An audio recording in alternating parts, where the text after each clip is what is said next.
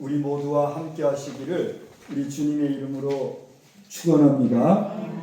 주께서 주신 징조라는 제목으로 말씀을 전하고자 하는데 우리 한번 다 같이 따라서 해볼까요? 주께서 주신 징조. 주께서 주신 징조. 예, 징조라는 말을 들어보셨지요? 징조라는 말이 무슨 말입니까? 그죠? 앞으로 나타날 어떤 일들에 대한 현상, 미루어지는 짐작에서 느껴지는 느낌, 그런 거죠. 그래서 그걸 보다 더 정확하게 우리가 한번 생각하고 넘어가고 싶어서 제가 사전을 또 찾아봤을까요? 안 찾아봤을까요? 안 찾아봤으면 얘기 안 하죠. 이제 찾아보니까 징조라는 말이 뭐라고 되어 있는가? 제가 그대로 읽어드릴게요. 어떤 일이 생길 조짐, 어떤 일이 생길 기미, 그런 뜻이에요. 조짐하면 우리가 그냥 보통 이해가 되지요. 기미라는 말도 쓰지만 기미가 뭘까? 기미가 뭐예요? 기미. 그렇죠. 그런 어떤 기운, 그래요. 그렇게 이해를 하시네요. 그래서 제가 기미라는 말도 한번 찾아봤어요. 기미라는 거는 어떤 일을 알아차릴 수 있는 눈치, 일이 되어가는 야릇한 분위기, 그게 기미예요. 그러면 징조라는 말은 뭐예요?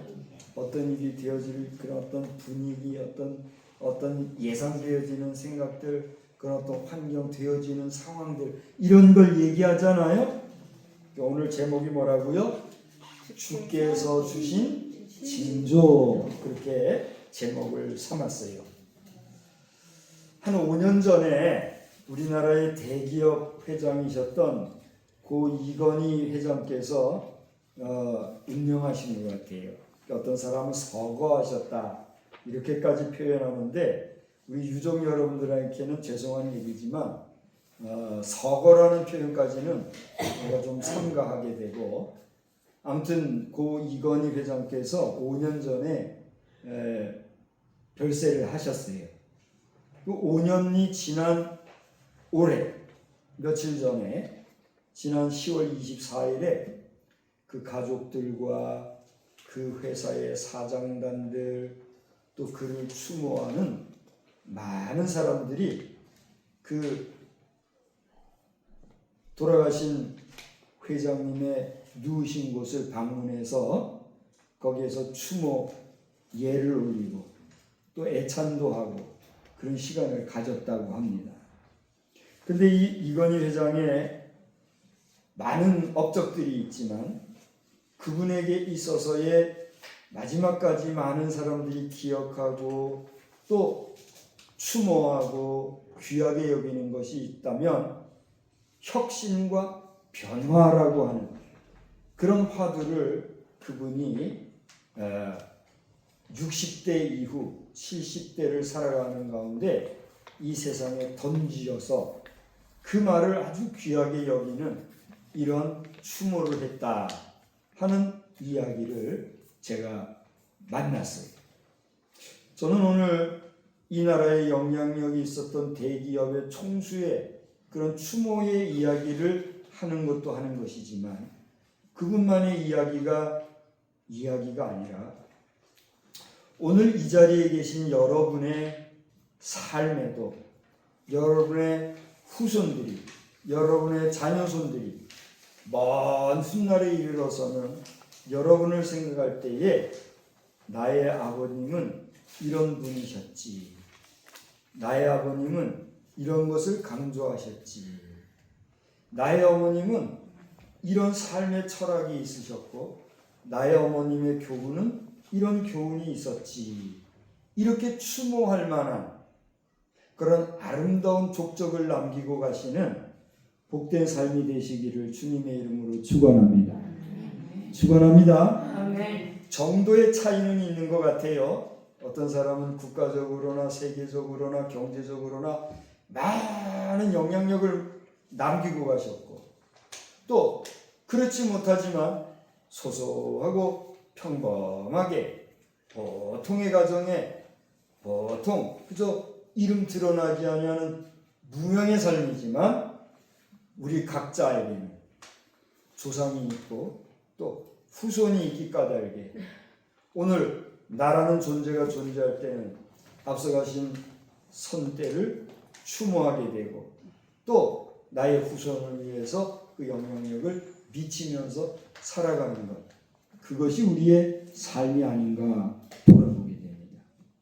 그런 면에서 너나 할 것 없이 우리의 삶 가운데 우리 되게 하시는 분은 전지전능하신 하나님이라는 사실을 우리가 인식하고 또 확증하면서 우리의 후손에게는 하나님을 믿은 하나님의 사람으로서, 믿음의 사람으로서 존경받을 만한 그런 위대한 여러분의 삶이 되시기를 다시 한번 주님의 이름으로 축원합니다.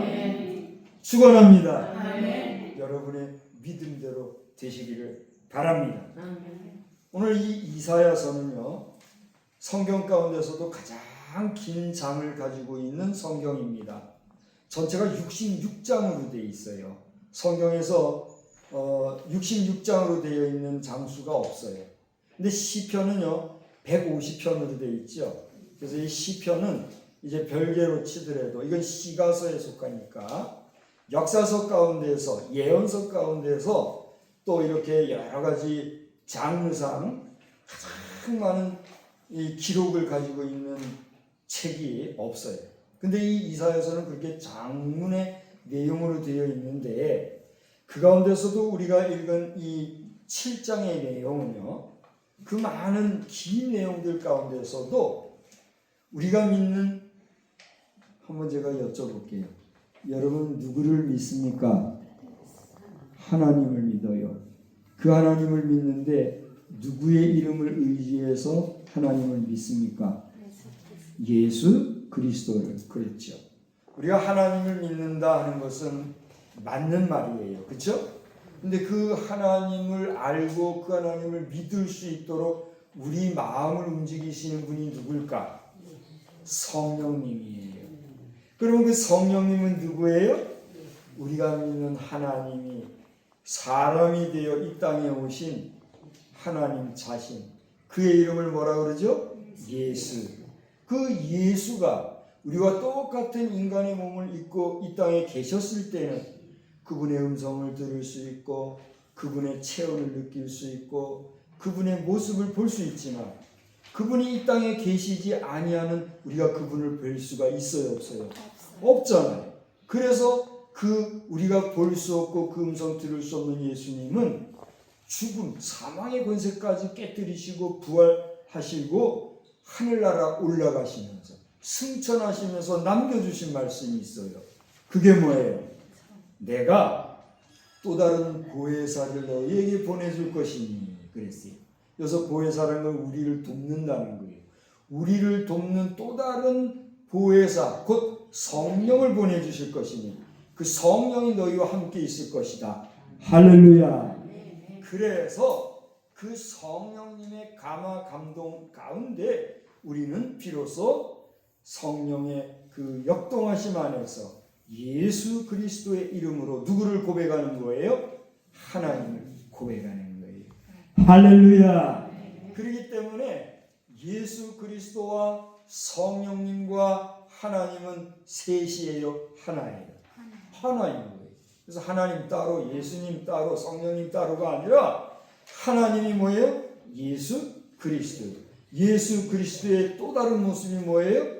보이지 아니하는 성령님이에요. 그러므로 성령님은 영으로 오늘 이 자리에도 우리와 함께 계실까요? 안 계실까요? 계신다는 사실을 여러분 믿습니까? 그 믿음을 주신 분이 누구예요?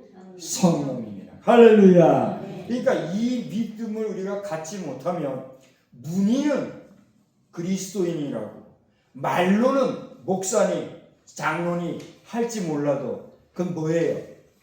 빈 껍데기. 아무것도 아닌 거예요. 거짓 믿음인 거예요. 그러니까 여러분은 거짓 믿음, 껍데기 신앙이 아니라 참믿음, 온전한 믿음, 신실한 믿음, 하나님이 인정하시는 믿음의 자녀요 백성으로 마지막까지 승리하시기를 주의 이름으로 축원합니다. 이렇듯이 성령의 역사와 예수 그리스도의 역사를 우리에게 조명해 주는 책으로서의 가치가 있는 것이 바로 이 이사야서, 개중에서도 이 7장의 내용이라는 거예요. 그러면 이 7장의 내용을 우리가 역사적으로 볼 때는 어떤 내용이 있을까? 지금부터 2700~800년 전에, 그러니까 이건 얘기를 하자면은 BC, 서기전 BC 734년과 733년 그 사이에 저 중동 지역에서 전쟁이 있었던, 실제 역사 있었던 시대의 이야기예요. 그러니까 지금부터 2700~800년 전에 저 중동 지역에서 있었던 일인데, 그러면 그 당시 우리나라는 어떤 상황이었을까? 제가 찾아봤을까요? 안 찾아봤을까요? 찾아봤으니까 이렇게 얘기하는 거예요. 우리나라는요, 고구려 백제 신라라는 나라도 없었어요. 그 앞에 무슨 나라일까요? 고조선이라는 이름으로 있었던 까마득한 상고사 시대예요. 그러니까 지금은 우리나라가요, 반만년의 역사 얘기하지만 이것은 2025년도에다가 단기력 2333년을 더하면 4000 몇백 년이 나와요. 그렇죠? 그러니까 단기년이 쓰였던 고조선 시대, 그 까마득한 시대의 이야기예요. 문서 기록상으로 남은 역사서도 제대로 없는, 있어봐야 무슨 각인되어져 있는 갑골 문자니 뭐 그런 문자가 겨우 나올까 하는 그런 까마득한 시대의 이야기예요. 청동기 시대, 철기 시대, 그러면서 아주 원시적으로 살던 그런 시대, 그런 시대에 실제 있었던 이야기가 오늘의 이야기라는 말이에요. 근데 이 시대에 어떤 일이 있었느냐면, 아람이라는 나라와 북이스라엘의 왕이 아수르라고 하는 나라를 쳐서 이기기 위하여서 남유다의 왕을 통해서 우리가 저 아수르를 치려고 하니까 당신은 우리를 도와서 우리와 함께 연합해서 전쟁합시다. 그렇게 했어요. 근데 그 당시에 남유다의 왕이었던 이 왕이 그 말을 좋아했을까요? 안 좋아했을까요? 여러분, 옆 동네가 또 다른 동네하고 전쟁을 하는데 우리더러 같이 합시다. 그러면 그럽시다 하고 쉽게 응답할 수 있는 왕이 있어요, 없어요? 그 쉬운 얘기가 아니잖아요. 그러니까 이 유다 왕이 그 아람과 북이스라엘의 연합전선에 함께하자는 그 제의를 거절했을까요? 거절하지 않았을까요? 거절했어요. 그러니까 이 아람 왕과 북이스라엘 연합군이 유다를 향해서, 그래? 우리하고 안 하겠다고? 그럼 우리와 함께하지 아니하는 당신은 우리와 적수니까 당신 우리가 멸망시켜버릴 거야. 그런 말 할 수 있어요, 없어요? 그런 말 할 수 있는 게 아니라 실제 그렇게 했어요. 그러자 그 말을 들은 유다 왕이 덜컥 두려움이 생겼을까요? 안 생겼을까요? 생긴 거예요. 그런데요, 이 유다 왕은요, 사실은 아수르에 대해서 편을 먹고 있었어요. 그렇기 때문에 전쟁에 참여하지도 못했던 거죠. 그렇게 덜컥 나서 벌벌벌 떨고 있는데 하나님께서 선지자 이사야를 통해서 너는 저 유다 왕에게 가서 말해줘라. 내가 너희들이 반드시 이길 것이고 결코 멸망하지 않을 것인데 두려워하지 말고 그것에 대한 징조를 내가 분명하게 보여줄 테니까 하늘에서든 땅에서든 그 어떤 징조든지 나에게 구하라고 해라. 그렇게 전하게 했어요. 그러면 그 말을 들은 임금이 그 말을 좋게 여기고 하나님 앞에 구할만 해요? 구하지 않아도 돼요? 구할만 하잖아요. 하나님이 반드시 이기게 해줄 테니까 그 이길 수 있는 어떤 징조가 뭔지 보여달라고 구하라고 했단 말이에요. 그러자 이 유다 왕이 구하기는커녕 아이고 아닙니다. 저는 하나님을 시험할 수가 없습니다. 난 구하지 않겠습니다. 그렇게 하는 거예요. 그거 잘한 거예요? 못한 거예요? 왜 못한 거예요? 하나님을 시험하지 않겠다고 내가 하나님 앞에 징조를 보여달라고 그렇게 안 하고 나 안 구할랍니다. 그렇게 할 만하잖아요. 그런데 여러분이 왜 잘못했다고 말씀하셨는지 모르지만 하나님이 그것을 싫어하셨어요. 네가 나에게 구한다고 하는 것은 유다 왕이 누구를 의지한다는 거예요? 하나님을 의지한다는 거예요. 다시 말하면 하나님께서는 유다 왕이 하나님을 의지하고 다른 아수르 왕을 의지하는 그런 게 아니라 철저하게 믿음으로 하나님을 바라보는 삶을 원하였는데 유다 왕은 하나님을 시험하지 않으렵니다. 듣기 따라서는 그거 좋은 말이에요? 안 좋은 말이에요? 하나님을 시험한다고 하는 게 좋은 거예요? 안 좋은 거예요? 안 좋은 거잖아요. 내가 하나님 이런 징조를 보여주십시오 하는 거는 하나님을 시험하는 것 같거든요. 그러니까 신명기서에서도요. 너희는 하나님을 시험하지 말라는 말씀이 있었으니까 이 유다 임금이 그 말을 알았던 것 같아요. 그래서 나는 하나님을 시험하지 않으렵니다.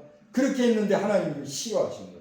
왜냐하면 주의 종 선지자 이사야를 통해서 너는 나에게 구하라 했는데 구하지 않겠다고 한 거거든요.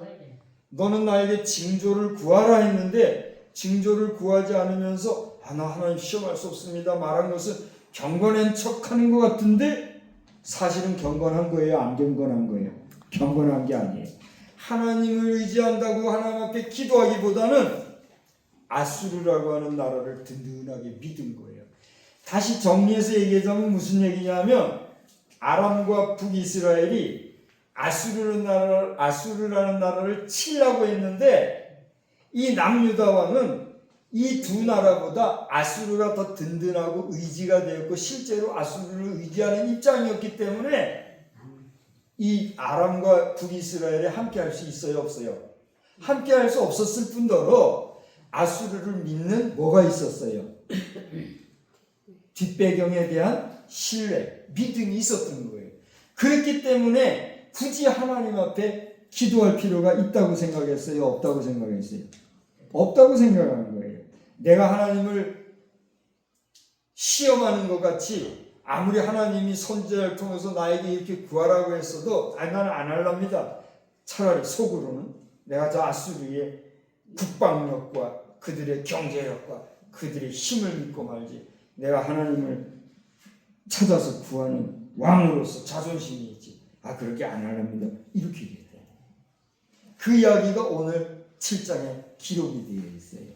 그때 하나님께서는 이사야를 통해서 선포하게 하세요. 여러분, 주의 종 이사야가 가서 왕에게 하나님께서 이렇게 구하라고 하십니다. 그랬는데 안 구하고 딴 말할 때에 이사야도 사람이잖아요. 마음에 속상할까요? 안 속상할까요? 속상했을 거예요. 그래서 성경 연구가들에 의하면 이사야가 화가 났다고 그랬어요. 화가 난 상태에서 이야기를 했어요. 그게 오늘 우리가 읽은 7장 14절의 내용이에요. 14절 내용을 한번 다시 보실까요? 여러분 거기 보면 이사야가 예언을 하는데 뭐라고 했냐면 그러므로 너는 하나님 앞에 징조를 안겼을지 모르지만 주께서 친히라는 말은 무슨 얘기예요? 네가 징조를 구하거나 말거나 하나님이 직접 하나님이 친히 하나님이 몸소 징조를 너에게 주실 것인데 보라 처녀가 잉태해서 아들을 낳을 것이요 그 이름을 임마누엘이라 하리라 그렇게 얘기했어요. 여러분 여기 어디서 들어본 말 같지 않아요? 처녀가 잉태하고 이름을 임마누엘이라 하리라 어디서 들어보신 것 같아요? 그렇지요. 성탄절에 들어보신 말씀이지요. 오늘 우리 찬송가 105장 찬송을 했지요. 이 105장 찬송이 바로 성탄절 무렵에 부르는 찬송가예요. 그렇죠? 근데 오늘 종교개혁 기념주일인데 왜 성탄절에 관한 찬송을 했을까? 우리가 이 성탄절에 대한 찬송은 성탄절 시즌에만 부르는 노래가 아니에요. 이것은 우리의 고백이요 우리의 기도이기 때문에 성탄절만이 아니라 1년 365일 불러도 돼요 안 돼요? 되는 거예요. 오늘 찬송 가사에 뭐라고 그랬어요? 오랫동안 기다렸던 주님이 강림하셨다. 죄에 빠진 매인 백성들을 자유롭게 하셨고 그분은 우리의 소망이시며 그분을 기다리던 많은 백성이 복을 받을 것이다. 할렐루야. 여러분에게도 이러한 믿음이 있으세요? 없으세요? 있잖아요. 하나님이 주님이 우리에게 복을 주시고 그분이 우리에게 힘이라는 사실, 소망이라는 사실을 믿습니까? 안 믿습니까? 믿잖아요. 그러니까 성탄절이 아니래도 우리 찬송을 부를 수 있는 거예요. 그런데 이 성탄절하면 생각나는 게 예수 그리스도, 예수 그리스도의 또 다른 이름을 뭐라 그래요? 임마누엘이라고 하잖아요. 근데 이 임마누엘이라는 이름이 여기 기록이 되어 있어요. 여기에 대한 무슨 성경 연구를 통해서 역사적인 이야기를 통해서 또 여러 가지 이 해석적인 이야기도 할 수 있겠지만 제가 준비한 게 이만큼 많아요. 내용이 이만큼 오늘 설교할 내용이 이만큼 많아요. 내가 다 내려놓고 이제 말씀을 좀 정리하려고 해요. 세 가지 정도를 얘기했어요. 첫째로는 이 이사야서는 이 성경 전체에서 예수님과 연결되어 있는 내용을 소개해 주기 위한 소중한 역사서요, 예언서입니다. 얘기를 했어요. 전쟁이 있었는데 남유다는 전쟁에 참여하지 않으려고 하였고 그것에 대해서 화가 난 사람들이 멸망시키려고 했을 때 두려움했던 사람에게 하나님께서 징조를 구하라고 했는데 구하지 아니한 이 임금에게 오늘 말씀이 임했다. 그죠? 근데 그 말씀의 내용 중에 하나가 뭐냐? 이 처녀가 잉태하여 아들을 낳을 것인데 그 이름 임마누엘이라 했다. 여기까지 얘기한 거예요. 여기서 이제 두 가지만 더 하고 이제 마칠게요. 하나는 뭐냐면 말 그대로예요. 처녀가 잉태하여 아들을 낳는다. 말이 맞아요? 틀려요? 맞아요. 처녀가 애 낳지 누가 애를 낳아요? 처녀가 누구를 만날 때? 신랑을 만날 때 그 처녀가 신랑의 누구를 낳아요? 아들을 낳는 거예요. 맞지요? 그러니까 말 그대로 그 당시에 이사야의 자식을 낳았든지 아니면 그 당시에 이 유다의 그 궁에서 처녀 중에 아들을 낳았든지 아들을 낳아서 그 아들이 선악을 분별할 때가 되기 전에 이게 무슨 얘기냐면 제가 외손주 외손녀를 낳았잖아요. 제 외손주 외손녀가 넷이에요. 넷. 외손자 둘 외손녀 둘. 그런데요 이 아이들이 자라나는 것을 가만히 보니까 돌이 안 된 아이도 좋고 싫은 거를 분별하고 표시를 하더라고요. 여러분 자녀손 다 낳아보셨죠? 제가 한 얘기가 맞아요? 틀려요? 맞죠? 첫 돌도 안 된 이제 100일 지나고 한 4, 5개월 이렇게 된 아기도 지가 좋다 싫다를 분명히 표현하더라는 얘기예요. 그게 무슨 얘기예요? 오늘 성경에 기록된 대로 선악을 알게 하는 그 때가 되기 전에 그 말이에요.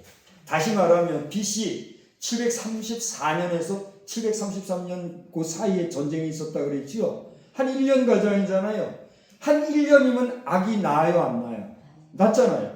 그 한 1년 아기가 낳고 그 아기가 자라서 좋고 싶고 표현할 수 있는 때가 될 그때지. 얼마 안 되는 그때. 얼마 후에 네가 이걸 깨닫게 될 것이다. 이걸 얘기하는 거예요. 그러니까 역사적으로는 그 얘기가 맞아요. 그렇죠? 그런데 오늘 여러분이 얘기한 것처럼 그 이름을 뭐라 하리라?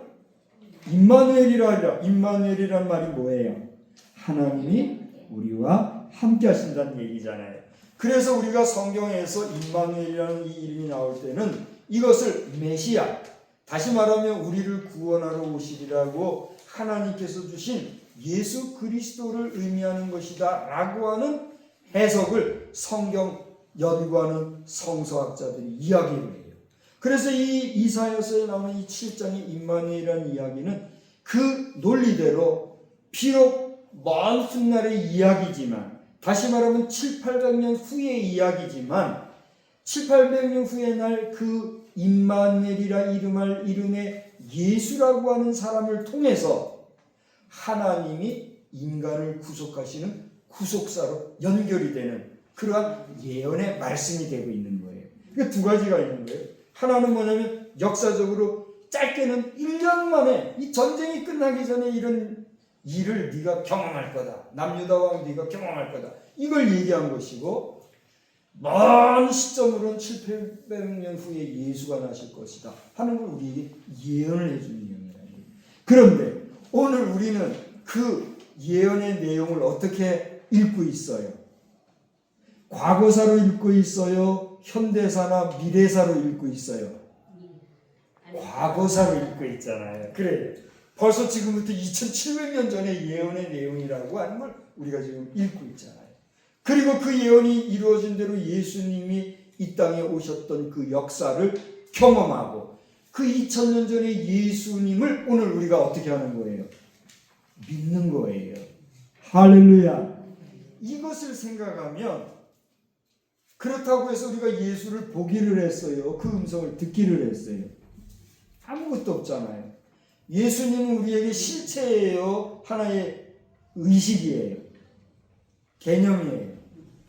하나의 그냥 상상일 뿐이잖아요. 그런데도 불구하고 그 예수의 이름을 우리가 믿고 예수 그리스도가 아니면 하나님 나라에 갈 수 없다고 고백하는 것은 왜 그래요? 우리 속에 누가 그것을 알려주셨어요? 성령이 알려주셨어요. 할렐루야. 저는 지난주에 깜짝 놀랐어요. 우리 목사님들 가운데도 천국은 하나의 그 공동체적이고 추상적이고 뭐 그런 거다 이렇게 얘기하는 분이 계셔서 깜짝 놀랐어요. 그 깊이 들어가면 그 얘기가 아니지만 천국이나 지옥을 허황된 것으로 쓸데없는 것으로 생각하는 사람들이 있을까요? 없을까요? 있어요. 그러면 그 사람에게는 천국이 그 사람의 것이 될까요? 안 될까요? 안 됩니다. 여러분 하나님의 나라와 하나님의 계심을 분명히 믿고 우리에게 그 나라를 징조로 보여주신 예수 그리스도로 말미암아 오늘 우리는 여기에서 예배드릴 의미와 가치가 있다는 사실을 아시고 그 임마누엘 되시는 주님이 이번 한 주간도 승리하며 살아가시게 되기를 우리 주님의 이름으로 축복합니다. 축복합니다. 좋으신 하나님, 오늘 저희들은 이사야서의 말씀